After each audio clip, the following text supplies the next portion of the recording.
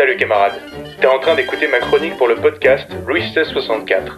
Si t'aimes l'histoire, ma voix et mes blagues, eh ben je te conseille d'aller jeter un œil à mes visites guidées de Paris sur diabledetail.com. Tu peux me croire, t'as jamais visité la ville comme ça. Allez, à bientôt camarade, et fais tourner, ça fait toujours plaisir. Suivante. T'es prêt Hugo pour la chronique de Romain ? Allez, envoie. C'est parti. Et ouais, pour cette dernière saison, moi j'ai eu envie de vous dépayser, de vous faire rêver, à défaut peut-être de vous faire rire. Je veux donc vous parler de l'homme de Néandertal. Je vous emmène il y a 60 000 ans. Alors c'est très loin, je vais donner quand même quelques petits repères. Les pyramides, c'est construit il y a 4500 ans. L'agriculture est créée il y a à peu près 10 000 ans. Les peintures de Lascaux, elles ont 20 000 ans. La dernière personne de gauche qui quitte le Parti Socialiste, c'était il y a 30 000 ans. Et donc on est 60 000 ans en arrière en Europe. Et on se pèle le jonc. La calotte glaciaire descend jusqu'en Belgique. Londres est sous la glace. Elle bénéficie d'un ensoleillement comparable à aujourd'hui, mais au moins il ne pleut pas. Et la vie est dure en Europe il y a 60 000 ans. Un chasseur ne peut pas se permettre d'être bourré, puisqu'il peut faire face au choix à l'ours des cavernes, qui peut monter à 4 mètres de haut, au lion des cavernes, qui avec ses 320 kilos en pèse 100 de plus que notre lion moderne, et 100 de moins que l'ego de Manu, celui de l'Élysée j'entends, et enfin, la hyène des cavernes, une saloperie de 130 kilos aux dents immenses, capable de tout pour pas venir à ses fins, comme Manu, mais cette fois celui qui nous revient de Barcelone, hein, Manuel Valls. Et c'est pas gentil pour les hyènes. En tout cas, on retiendra qu'il était presque aussi dangereux d'aller gribouiller une caverne que de prendre l'air aujourd'hui sans attestation. On voit que tu t'es parmi de ton amende. Non, exactement, ouais, les 135 balles dans le boule pour à 10 mètres de chez moi, ça m'a un peu fait mal. C'est toi le mec qui s'est fait contrôler. C'était moi. Bon, moi j'ai participé. Je suis content parce qu'en fait mon argent va servir à ouvrir des Lidrea. C'est pas vrai. Bref. Et donc au milieu de cette Europe, l'homme de Néandertal. Il est plus petit que nous. Il culmine à 1m60. Il est bien plus baraqué et musclé. Et d'ailleurs ses épaules, je sais pas si vous le savez, mais elles sont très larges et très très souples. Ce qui fait qu'il peut lancer des objets bien plus loin que nous. Son absence au premier mec qui vient d'ailleurs sera assez regrettée.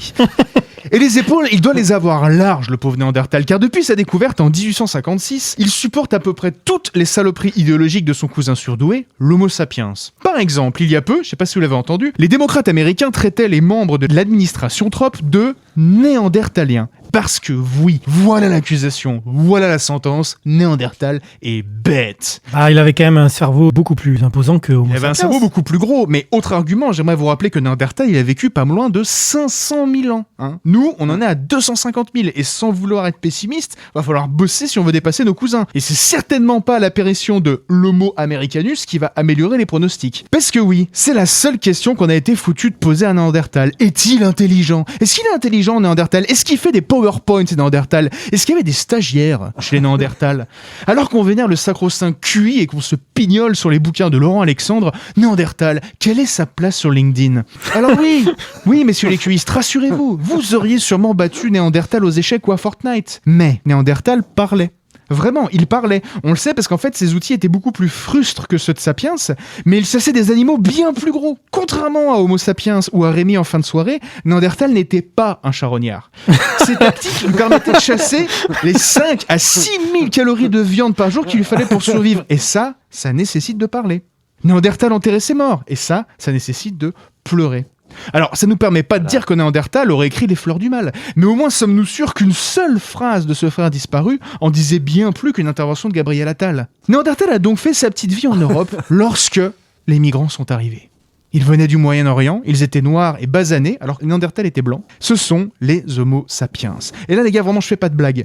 Prenez le temps, j'aimerais juste vous faire partager ce rêve. Imaginez cette rencontre et surtout, dépolluez votre esprit des images que notre culture nous impose.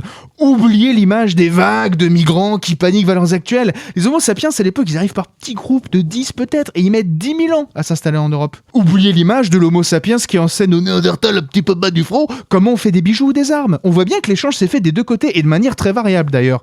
Dans les Balkans, par exemple, Néandertal a changé ses coutumes. Il a taillé ses outils différemment, il s'est mis à porter des bijoux. Alors que vers l'Espagne ou la France, on a des Néandertals qui ne changent rien, ils sont conservateurs. C'est des Néandertals de droite, somme toute, qui pensaient probablement qu'il y avait une vraie jalousie de la réussite dans le pays, avec un MEDEF des cavernes pour assurer l'égalité des chances. Alors, les sapiens et les Néandertals ont-ils discuté ? On le saura jamais, mais a priori, ils ont dû suffisamment bien s'entendre au regard des 5% d'ADN que nous partageons avec lui.